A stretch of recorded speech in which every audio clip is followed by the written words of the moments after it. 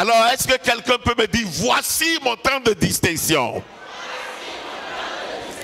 Voici mon temps de distinction. Distinction. Amen. Amen. La distinction, c'est quoi? Oh oui, d'autres nous mais zeme do fobo to ya yu tout etaimo. Terre à terre. Monu mina drobo me bina monu kluja me pale o. C'est séparer nettement quelque chose d'une multitude. Ewa do yedo de e zeme de e tia me de si wo bo teti bo zero fo. Alléluia. Amen. Séparer E desi e tia wesi. de la multitude Do wo bo me agwa gege o me o e de kwa do fo. et être nettement différencié.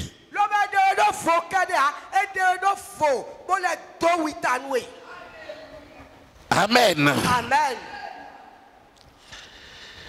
Et dans la Bible,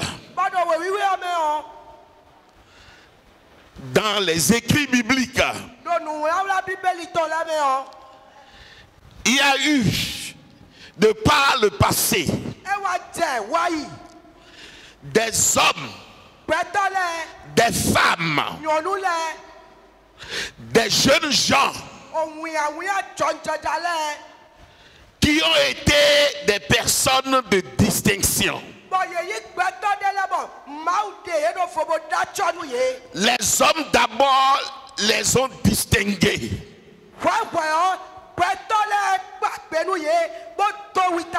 La société les a distingués.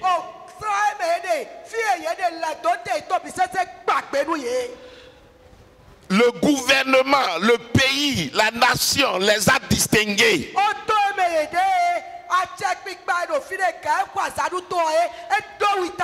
Et Dieu les a distingués. Alléluia. Amen. Être une personne de distinction est une chose, est tellement important.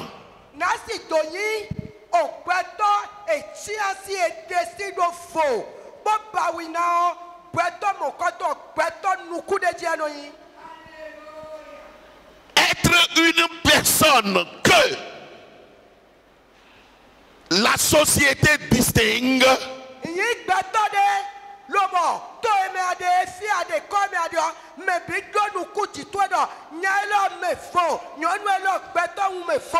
c'est d'une très grande valeur.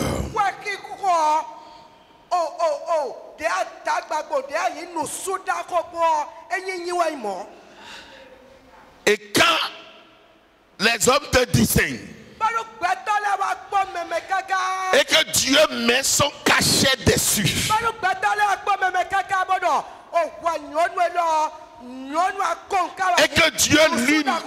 et que Dieu lui-même te distingue,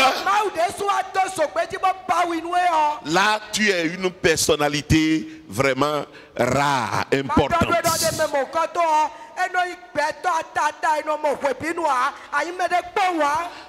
Et quand j'ai médité la Bible, la parole de Dieu,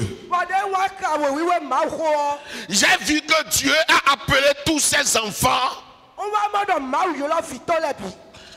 à être distingués, à une distinction d'une manière ou d'une autre.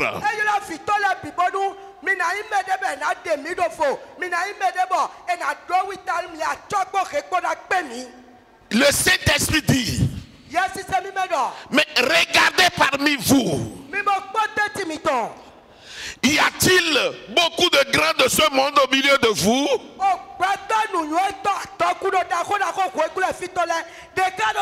Y a-t-il beaucoup de sages de ce monde au milieu de vous? Et la parole de Dieu répond non. Il a plu à Dieu de choisir les choses simples.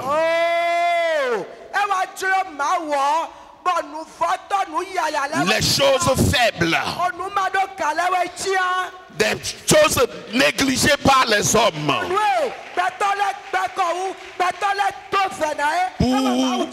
Pour en faire des choses de très grande importance.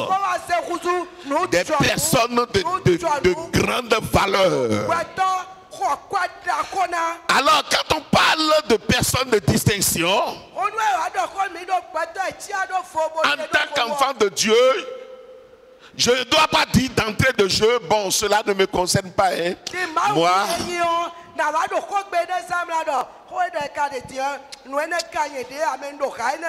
non, ça concerne certaines catégories de personnes. Moi, je ne peux pas être une personne de distinction quand même. Ah, tu as échoué avant le match. Tu es tombé avant le combat.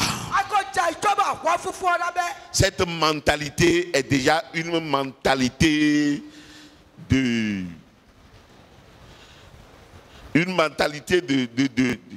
bassesse, de très bas niveau.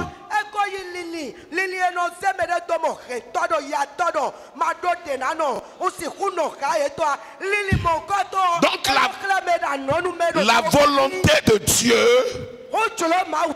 c'est que dans ma vie, dans ta vie, tu arrives à être une personne de distinction. À la gloire de ton Dieu. À la gloire du Saint-Esprit. Et à la gloire de Jésus-Christ. Amen. Amen. Et dans nos États, l'État a des gens qu'il a distingués ou qu'il distingue.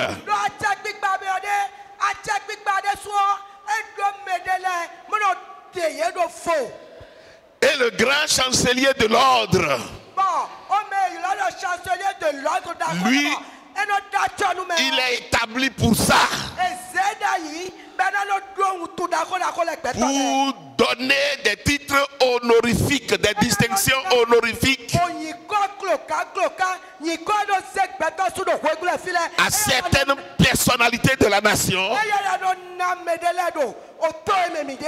Et cela est centré sur leur multitude de services rendus à la nation.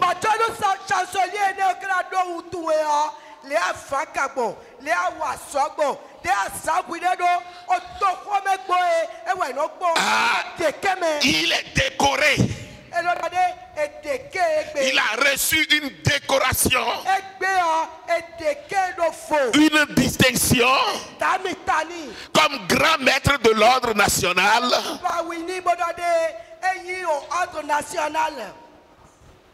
comme officier de l'ordre national,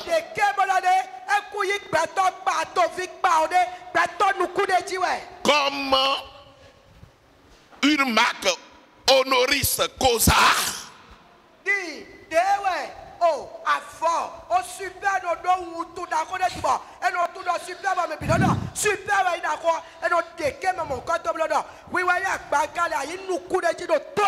Mon interprète. Merci, pasteur.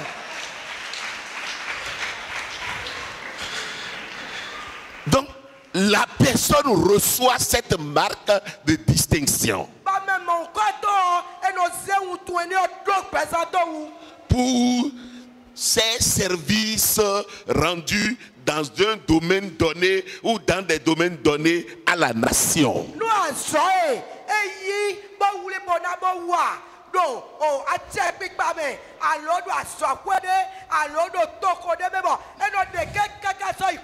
Donc, la parole de Dieu a fait part de certaines femmes, de certains hommes, de certains jeunes hommes qui ont été de par le passé des hommes, des femmes de distinction.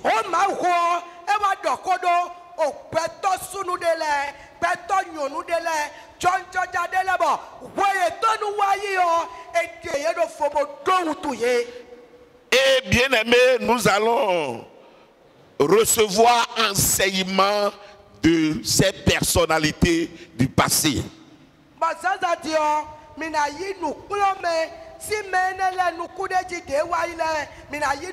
Leur vie va nous enseigner. Qui ne désire pas être une personne de valeur. Qui ne désire pas être une personnalité. Une femme mise à part. Un homme mis à part. Un jeune homme mis à part. Respectable. Honorable. Qui ne le désire pas. Je crois que ce ne sera que le démon. Et il n'est pas là parce que ce n'a pas sa place ici ce matin. Alors nous allons voir la vie d'une femme que la Bible a distinguée. Que des hommes de par le passé ont distingué. La société l'a distingué. Et ce matin, son histoire va nous enseigner pour comprendre quel est le chemin qui mène à la distinction.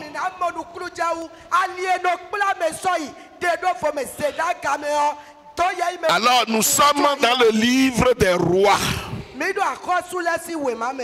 2 Rois 4.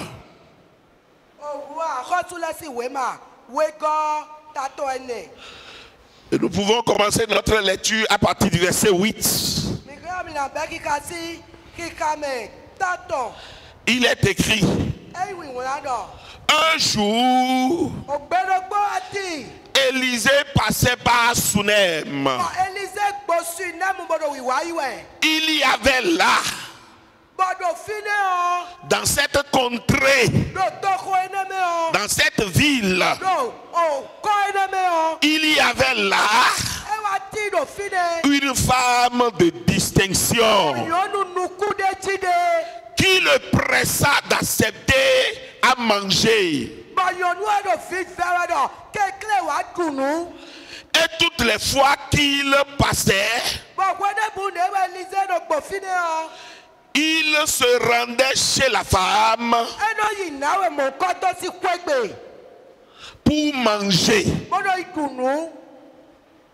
Amen. Amen. Élisée fut un grand prophète en son temps.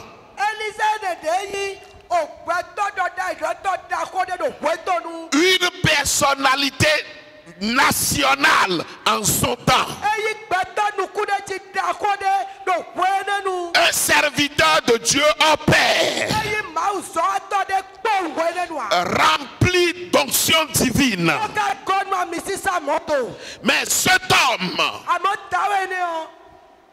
en rendant ministère, avait l'habitude de prendre part une petite ville qu'on appelle Sunem. Sunem. Amen. Amen. Il a l'habitude de prendre par là pour se rendre à des endroits donnés pour servir Dieu, rendre ministère en tant que prophète.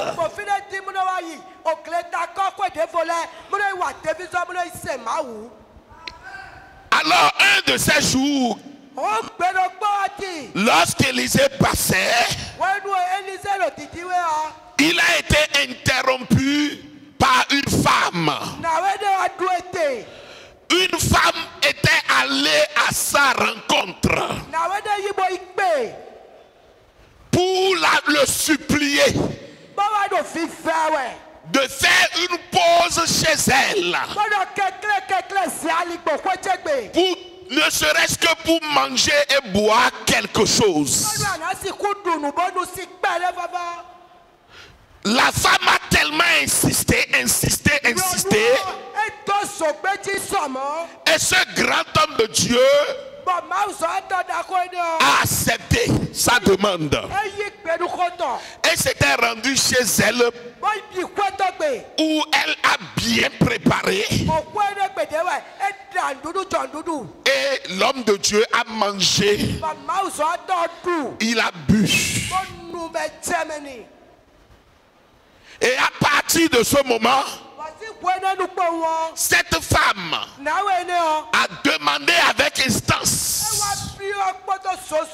à ce serviteur de Dieu que toutes les fois que sa voix va prendre par Sunem, de passer à la maison pour manger et se reposer avant de continuer.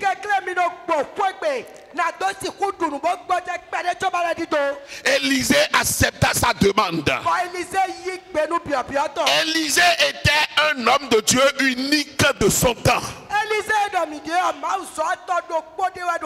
Une personnalité distinguée. Un prophète hors pair. Il n'était pas n'importe qui. Mais dans cette ville-là, il n'était pas connu. L'on ne le connaissait pas. Il passait par là comme tout autre homme. Comme un simple homme. Mais cette femme a remarqué que périodiquement,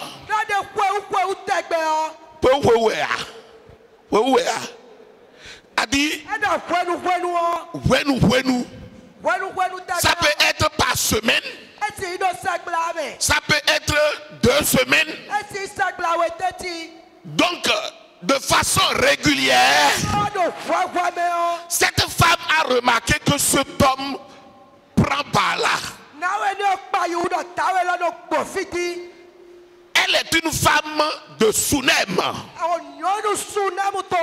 Elle habite là. Et elle était connue là à Sunem. Elle était connue.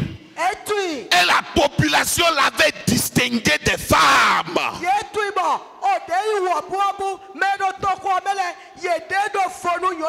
À cause du cœur d'amour que dégageait cette femme. À cause de la compassion que cette femme dégageait. Les œuvres sociales qu'elle faisait. Elle volait au secours des misérables à Sunem. Elle était attentive aux cris des malheureux. Elle servait les habitants de ce lieu. Elle était amie des malheureux. Elle était le soutien des pauvres. Si bien que toute la localité l'a remarqué. Et toute Sunem avait un œil de distinction sur cette femme.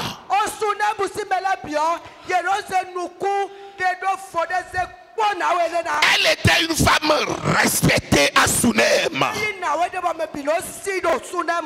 Parce que ses œuvres étaient remarquables.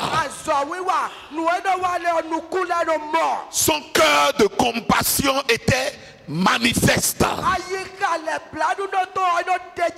Ses bonnes œuvres étaient connues par tous les habitants de Sunem.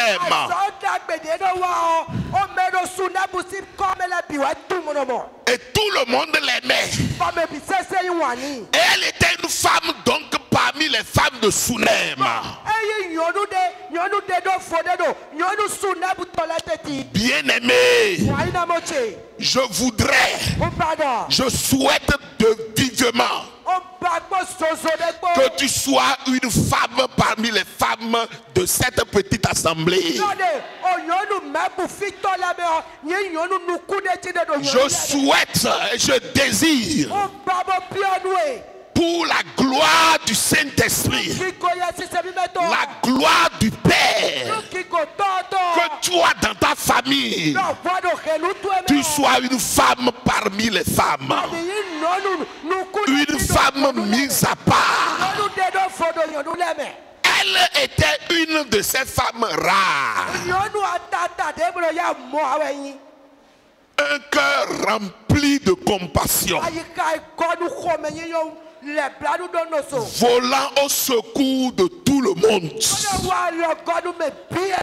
Donc avant qu'elle ne remarque les passages du prophète Élisée, Sunem, tout Sunem l'avait déjà distingué et lui donnait le respect qu'il lui fallait à cause de son cœur, à cause de ses bonnes œuvres, à cause des différents services de cette femme. Elle s'est démarquée de la mêlée. Elle s'est distinguée de la mêlée. Alors cette femme ne tarda pas à remarquer le passage périodique d'un homme.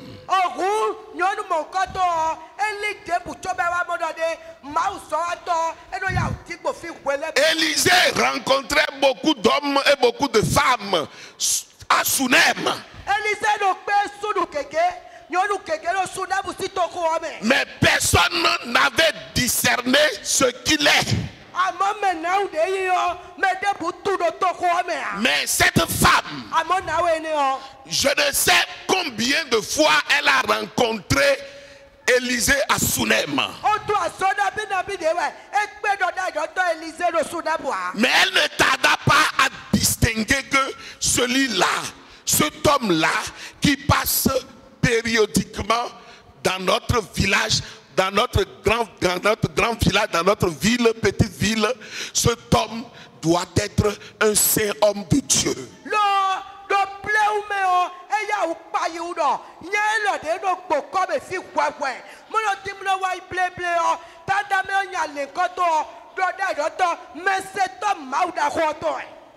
Amen. Amen.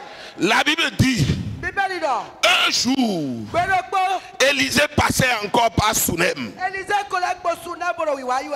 Et il y avait là une femme de distinction qui le pressa d'accepter à manger chez elle. Alléluia. Et partant de là, toutes les fois que l'homme de Dieu prenait par là, il faisait un saut, il bifiquait chez la femme là et se faisait servir à manger et à boire. Alléluia. Amen. Je voudrais te dire ce matin, les personnes de distinction distinguent toujours d'autres personnes de distinction.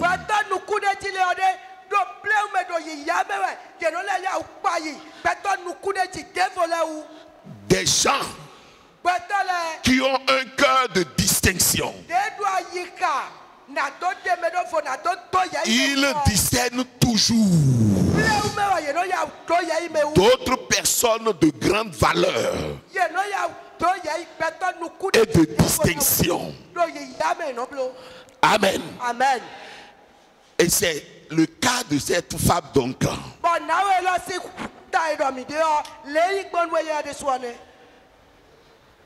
Et quand Élisée mangeait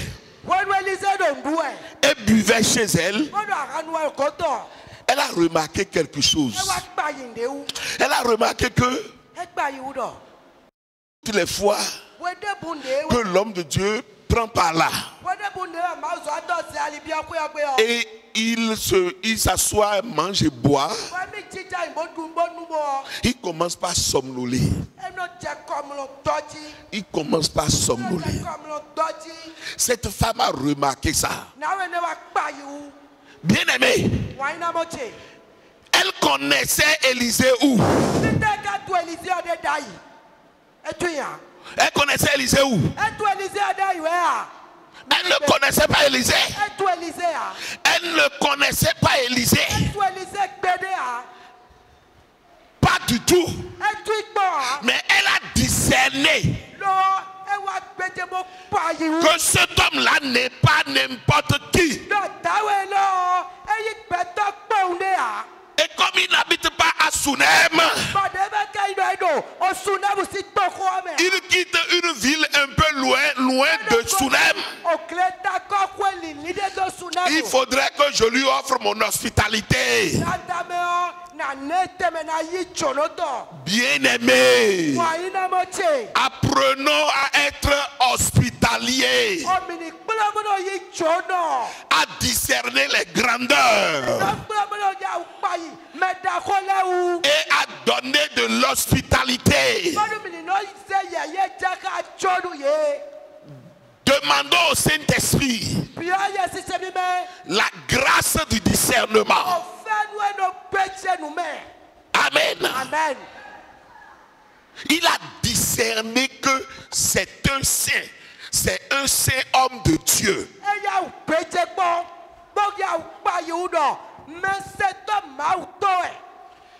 Et elle alla voir son mari pour dire à son mari, cet homme-là que nous recevons depuis un moment chez nous,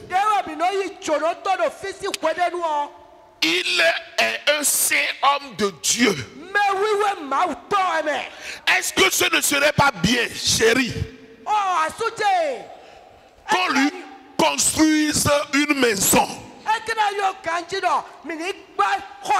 qu'on y mette de tables et de lits, et quand il finit de manger, il va s'allonger et dormir, se reposer là.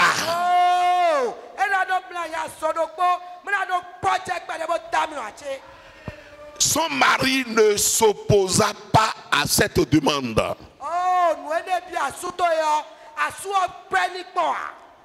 Alléluia. Amen. Et ils se sont hâtés pour construire sur leur maison une maison à étage au premier niveau. Élisée ne leur a pas demandé ça. Personne ne leur a parlé d'Élisée. Mais cette femme dit, écoutez ici, regardez ici. Oh.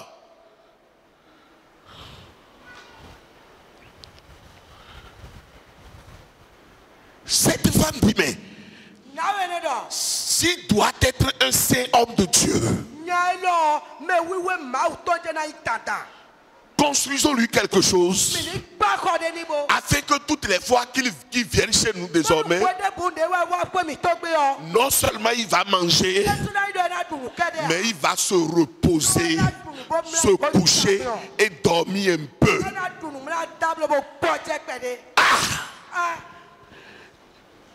Un étranger,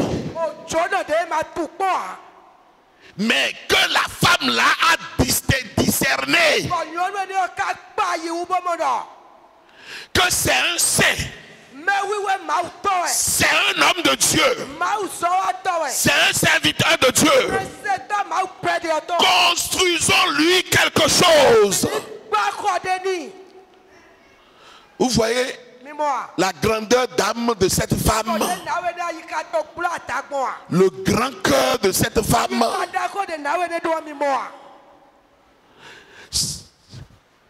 Et son mari accepta. Ils ont sorti de l'argent et ils ont construit l'étage. Ils ont mis ce qu'il faut. Rapidement, nous allons lire. Vous savez, les personnes de distinction, ils posent toujours des actes et des actes de distinction. Ils interviennent et solutionnent des choses sans que personne ne leur dise tu dois le faire, vous devriez le faire. Non, mais ils ont le discernement des services rares et ils s'investissent pour rendre ce service.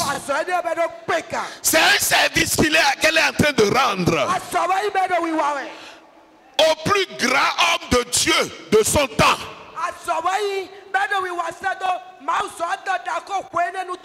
Le plus grand serviteur de Dieu de ce temps. Mais personne ne lui a dit de faire. Mais elle a discerné. C'est un homme de Dieu. Je dois lui faire manger. Je dois lui faire boire. Elle est allée loin. Nous devons lui construire pour que qu'après avoir mangé, qu'elle se repose un peu en haut avant de continuer. Ils ont sorti de l'argent. Ils ont construit. Ils ont meublé. Ils ont mis le lit, le matelas. Et cette fois-ci, lorsque Élisée était là, avec son serviteur Géhazi,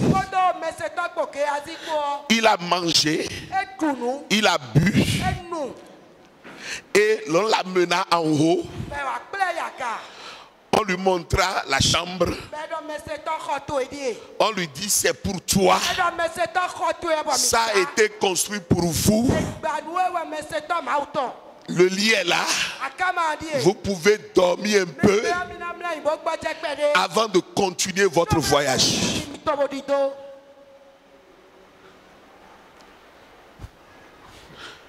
Écoutez, le Saint-Esprit dit dans sa parole, tout ce qui a été écrit a été écrit pour notre instruction.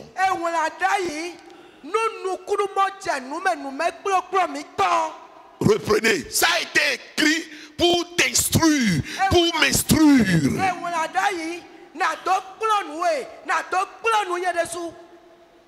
Alléluia.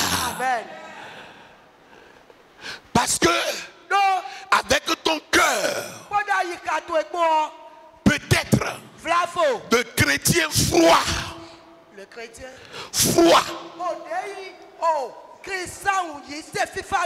tu peux dire non, c'est en son temps. Tu peux raisonner, mais c'est grave, ce serait dommage si le Saint-Esprit t'enseigne ces choses. C'est pour te montrer le chemin de la grandeur, le chemin de la grandeur, le chemin de la distinction. C'est le chemin des services rares. Des services très spéciaux. Alléluia. Amen. Construit pour un étranger. Et l'installer. Et le faire manger et boire. Mais cet étranger n'était pas n'importe qui non plus. Il n'était pas n'importe qui. Écoutez, frères et sœurs, il était tellement touché. Il dit, mais cette femme nous a montré tellement de bienveillance. Que pouvons-nous faire pour elle? Et écoutez, on appela la femme. Et Élisée lui dit, veux-tu que je t'introduise au roi? Mais Élisée n'était pas n'importe qui. La cour royale était ouverte tout le temps pour lui. Il était quelqu'un de très honorable et de très respecté. Elle dit non. Elle dit, veux-tu que l'on t'installe en ville et que l'on te parle aux généraux? Elle dit non, je désire habiter au milieu de mon peuple.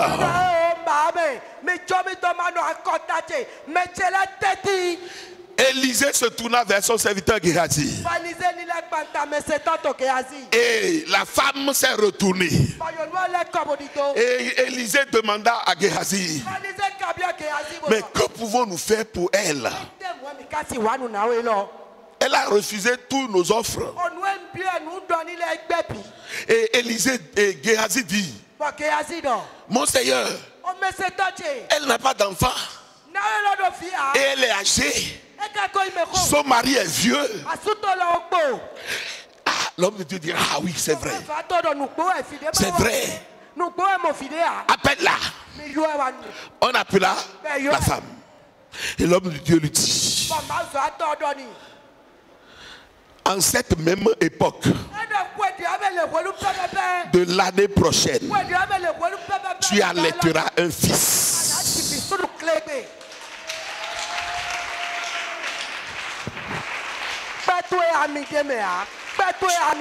Tu allaiteras un fils. Je voudrais dire à quelqu'un, à une femme de distinction ce matin, à un homme de distinction ce matin, à un jeune homme de distinction ce matin, les services rares produisent des résultats miraculeux, des résultats rares.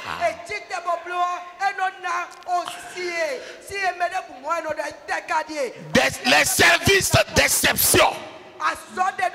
Ce que cette femme a fait, c'est un service. Mais ce n'est pas n'importe quel service. C'est un service exceptionnel. Et le cœur de Dieu a été touché. Le cœur de son serviteur a été touché. Parce que nous allons voir par la suite que cette femme est rentrée dans le calendrier de bénédiction de Dieu.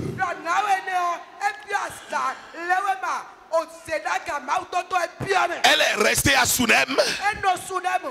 Mais dès lors, Dieu ne l'a plus jamais abandonnée. La gloire de Dieu ne l'a plus jamais abandonnée. Alléluia. Amen. Bien-aimé,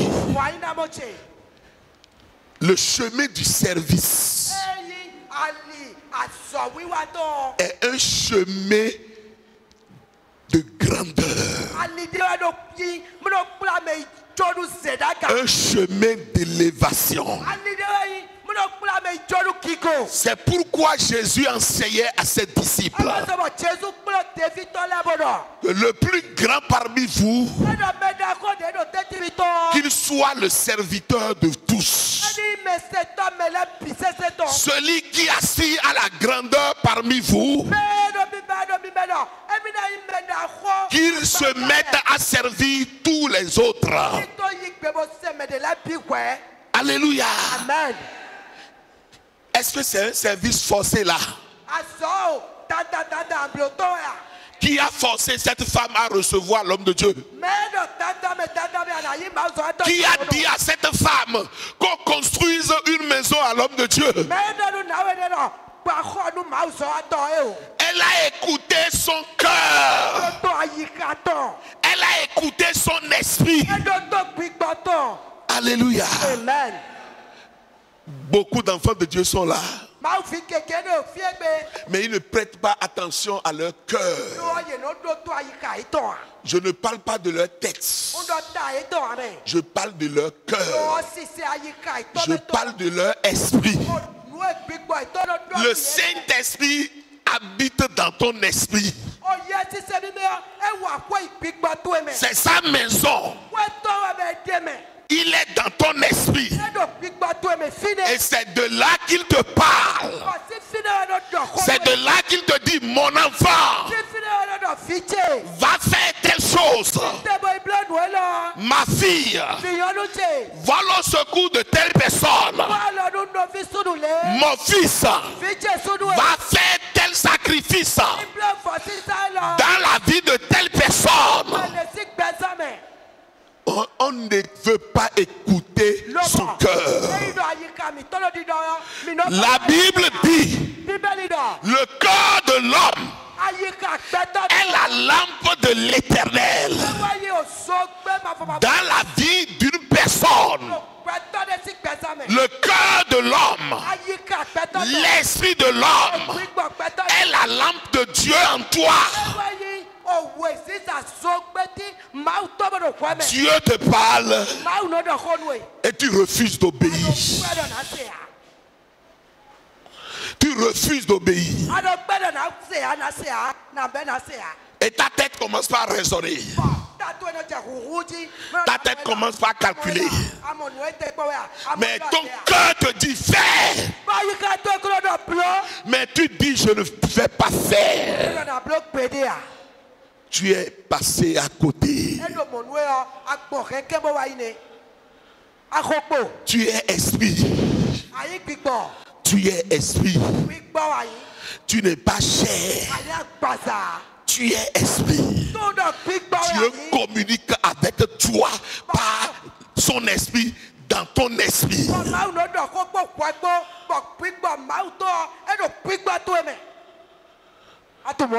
Alléluia. Amen. Cette femme a touché le cœur de Dieu. Regardez la différence. C'est un serviteur. Ce n'est pas un serviteur qui est installé là. Mais il prend par là seulement. C'est comme il ne rendait même pas ministère à Sunem.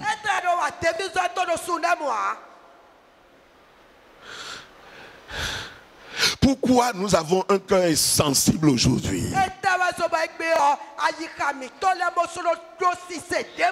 Un cœur fermé à la voix de Dieu.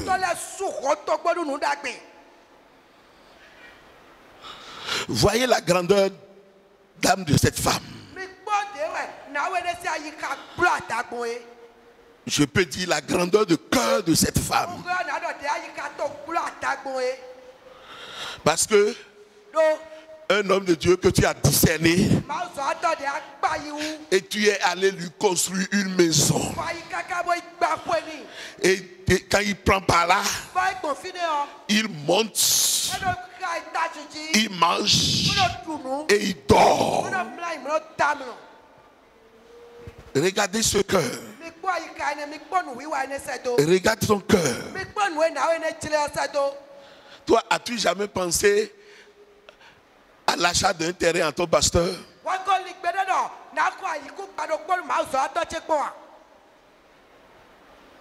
Alléluia. Amen. Au contraire, tu vas dire, mais moi, je n'ai pas de terrain, je vais penser au terrain du pasteur. Pourquoi? Pourquoi? Heureusement que Dieu n'abandonne pas ses serviteurs.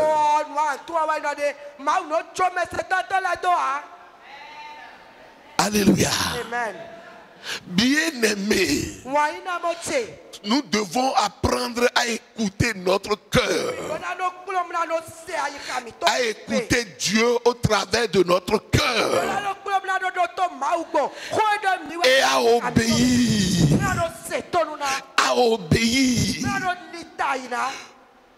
pour expérimenter des choses glorieuses, pour expérimenter de grandeur.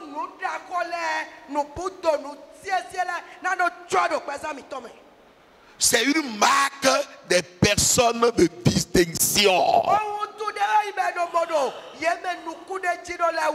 Le service, les services spéciaux, des services très spéciaux, des services que d'autres n'ont pas vus. Mais eux, ils ont vu et ils ont répondu. Ils ont vu et ils se sont sacrifiés. Pendant que le Saint-Esprit m'enseignait sur ces choses, j'ai vu des cas qui m'ont fait pleurer. Non, j'ai vu des cas bibliques qui m'ont touché profondément. Alléluia. Amen. Il y a des services rares. Il y a des choses que ce ne sont que des gens qui ont un cœur distingué, qui se lèvent et ils règlent. Ils se lèvent et ils pourvoient. Ils se lèvent et ils se sacrifient.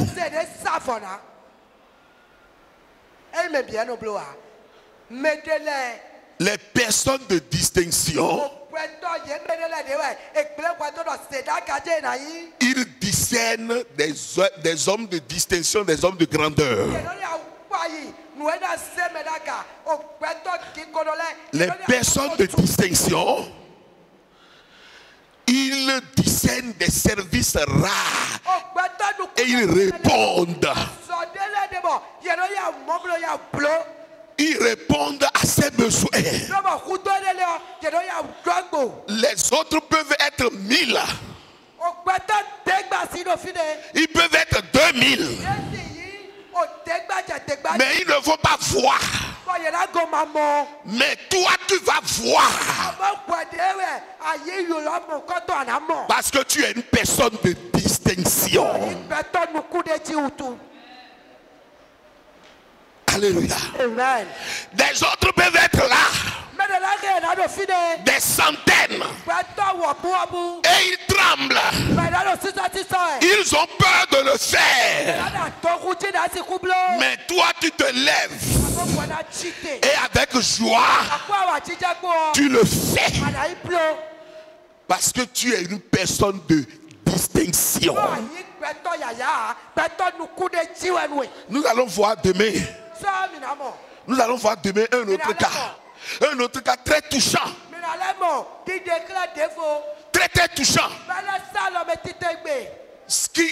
Qui pousse à réfléchir. Voilà, ça demande vraiment de réflexion. Et quand tu écoutes ces choses, tu vois que l'homme n'a jamais changé. L'homme n'a jamais changé. Les démons qui ont travaillé au temps de Jésus, c'est les mêmes démons qui travaillent encore aujourd'hui. Et l'homme n'a pas changé. Le converti est converti. Mais les convertis là, ils restent aussi inconvertis. Demain là, demain soir, je t'invite. Tu vas connaître. Et la vérité va te rendre libre.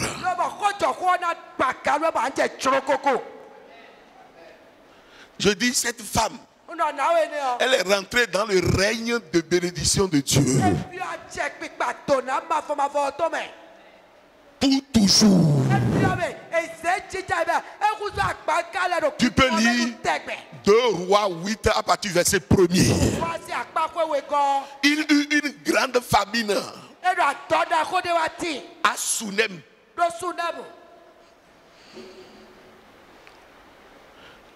Alléluia. Amen. Nous allons lire l'histoire. 2 Rois 8.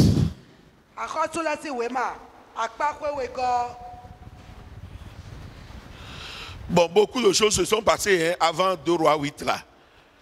D'abord, à un moment donné, l'enfant est mort. L'enfant est mort. L'enfant est né. L'enfant a grandi. Et un beau matin, l'enfant a eu de fièvre. C'est ce que la Bible a dit. Son papa était en train de travailler au champ. La maman était avec l'enfant.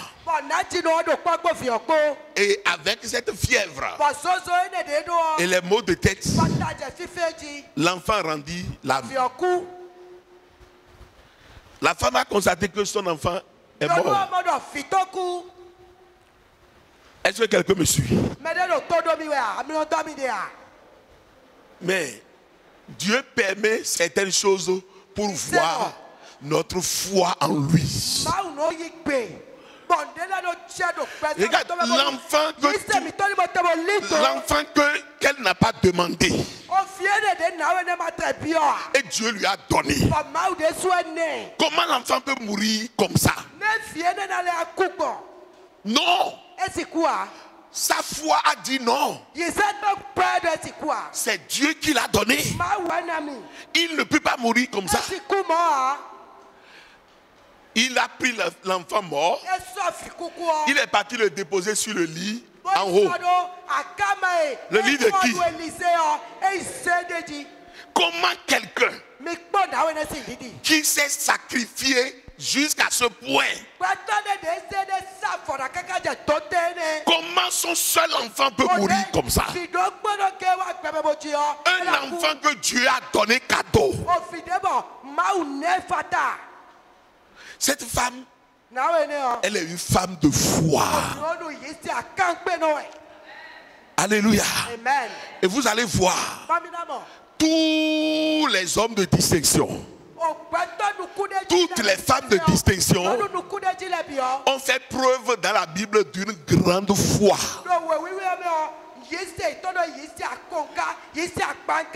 Ça dit quoi? Tu peux être en train de faire de bonnes œuvres. Tu peux être un homme de distinction. Tu peux être en train de sacrifier. Et le malheur va frapper à ta porte. Le malheur va frapper à ta porte. Alléluia. Amen. Cela demande la manifestation de ta foi.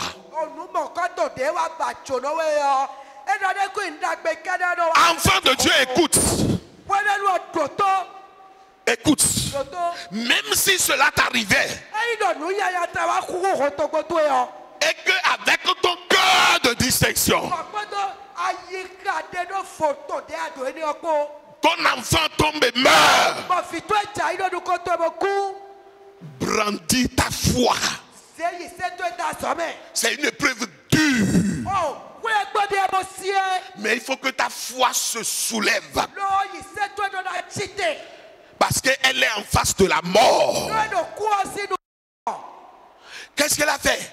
Elle a déposé l'enfant sur le lit de l'homme de Dieu.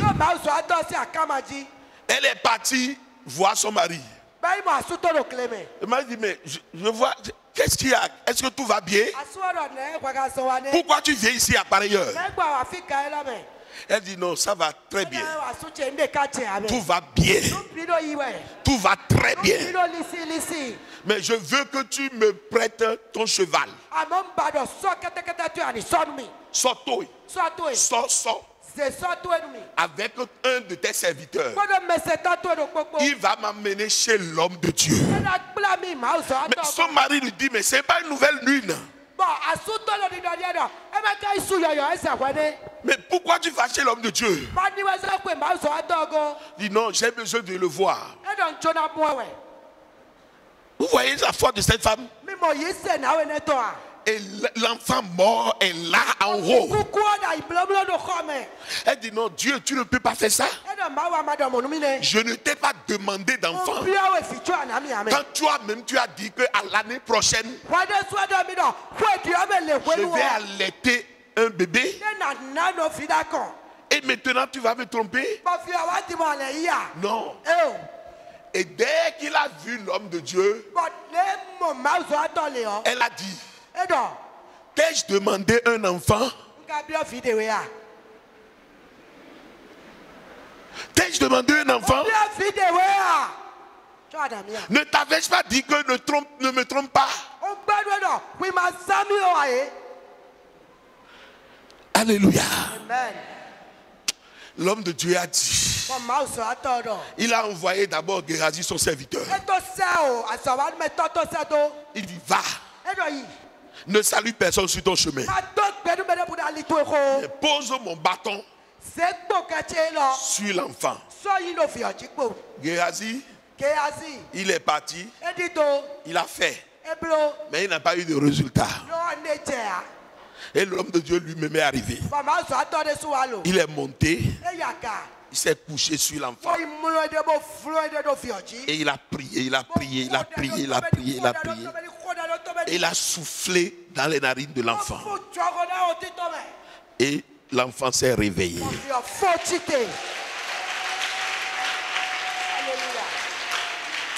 Bien-aimé. Vous voyez? Tu peux être quelqu'un, un bien-aimé de Dieu. Tu peux toucher le cœur de Dieu par tes sacrifices, par ton amour, par ton zèle pour Dieu. Mais l'épreuve va venir frapper à ta porte pour voir encore ta foi,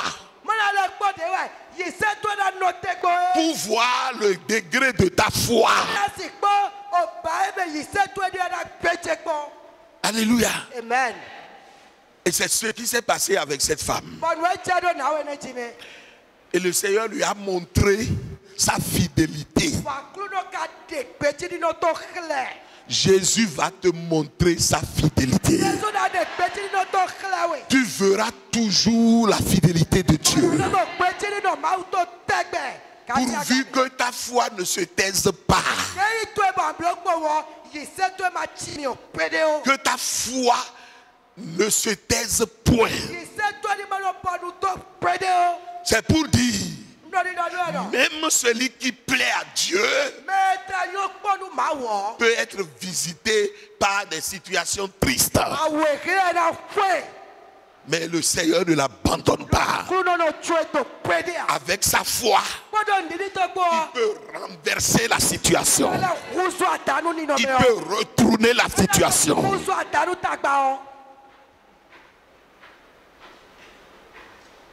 Papa Karambiri nous donne un de ses témoignages. Il était en train de... Il travaillait en mission quelque part. Quand on l'a appelé de l'Amérique pour dire que ta grande fille est morte. Elle vient de mourir. Quoi? Sa fille est née. Elle est allée accoucher et elle est morte. Elle a accouché, mais elle est morte.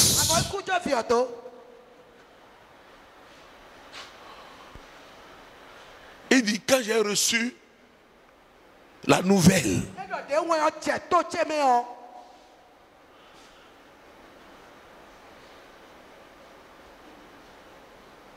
Ça voulait me troubler. Mais j'ai entendu la voix dans mon cœur.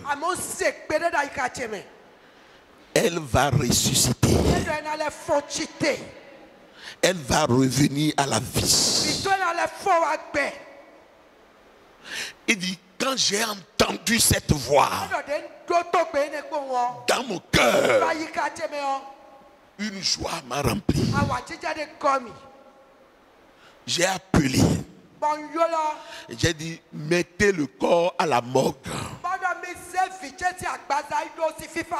Je viens.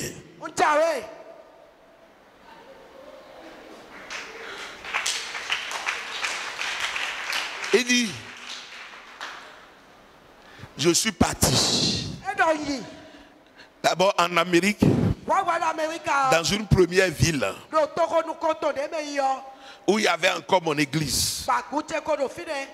Et j'ai prêché là. Les frères et sœurs me regardaient. Ils se chuchotaient les uns les autres. J'ai fini la prédication et j'ai dit, je sais ce que vous êtes en train de dire. Vous êtes en train de dire, est-ce que papa sait que sa fille est morte? Je sais. Vous vous chuchotez. Et il presse comme ça là. Est-ce qu'il sait que sa fille est décédée? Je le sais. Taisez-vous. Et il est parti. Quand il est parti, les professeurs qui ont tout fait pour la sauver ont dit qu'il n'y a plus d'espoir. On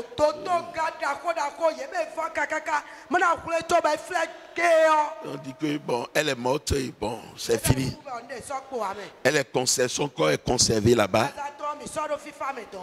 Et il leur répondit, mon Dieu m'a dit qu'elle va revenir à la vie.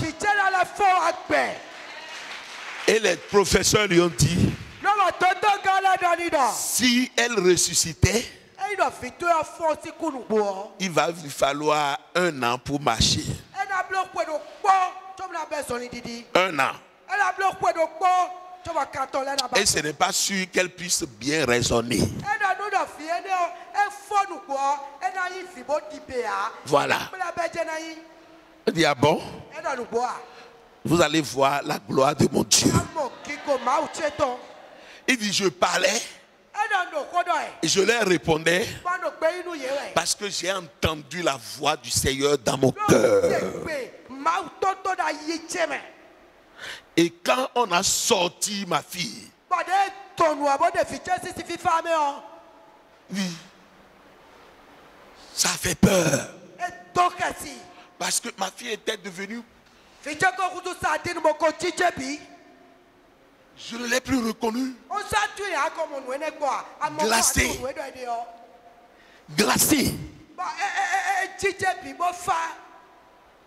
Et j'ai commencé par prier. J'ai prié. J'ai commandé la vie. Et elle a commencé par boucher. La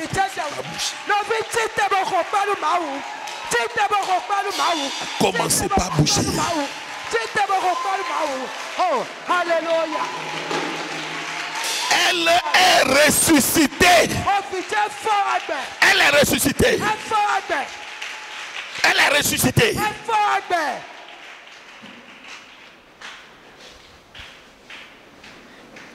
Et j'ai appelé son mari.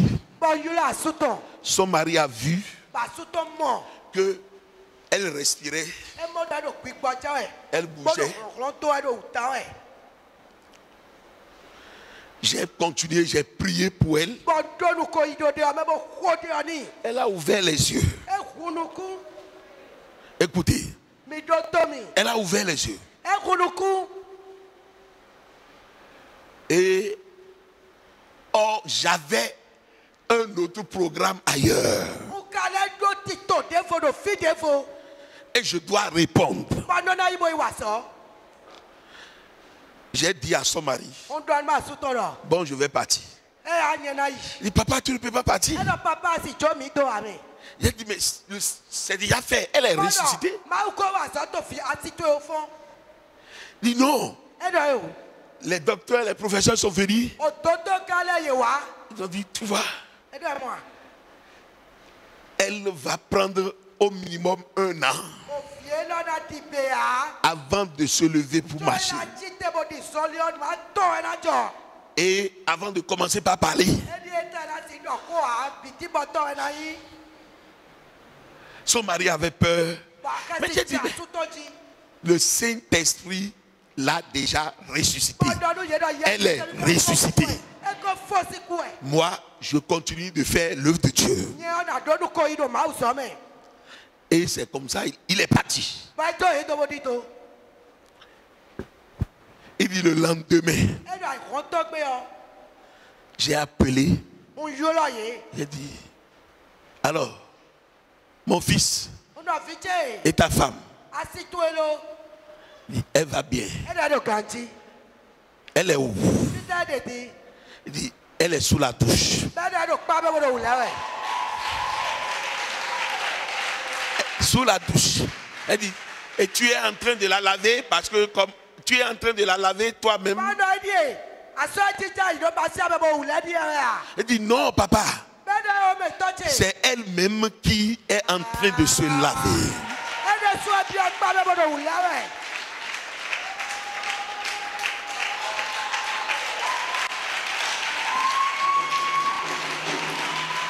Alléluia.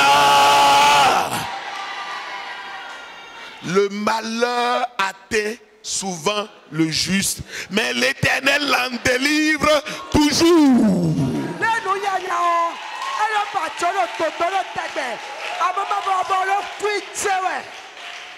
C'est un père de distinction. C'est un papa de distinction.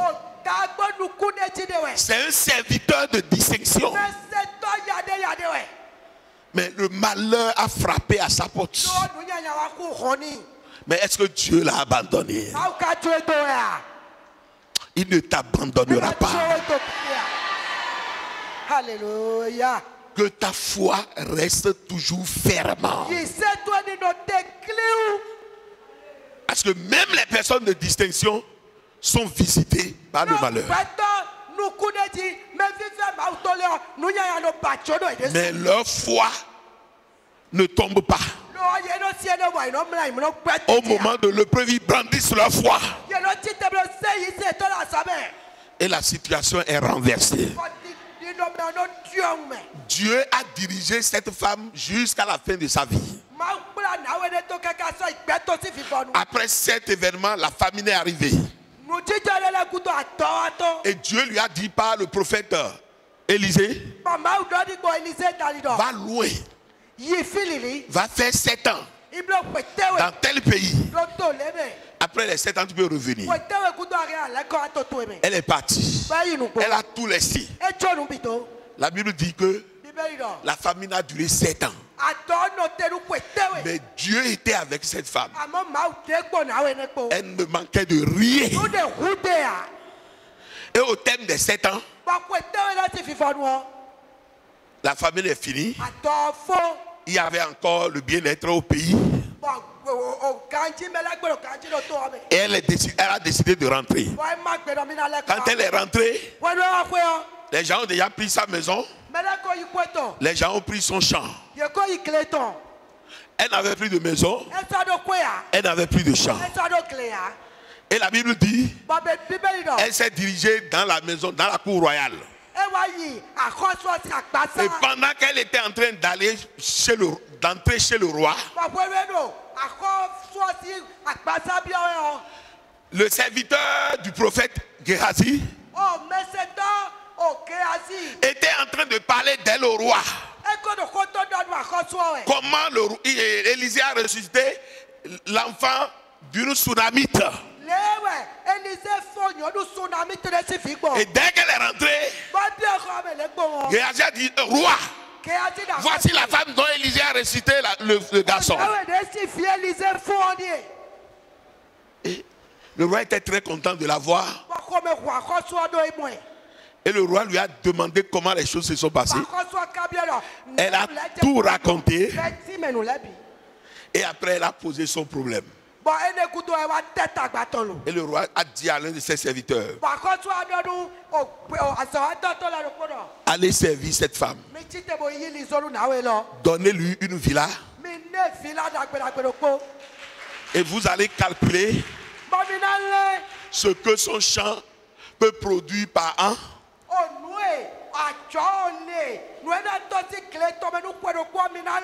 Et vous allez multiplier ça par 7. Et vous allez remettre à cette femme. Bien-aimé, quand tu es un toucheur du cœur de Dieu,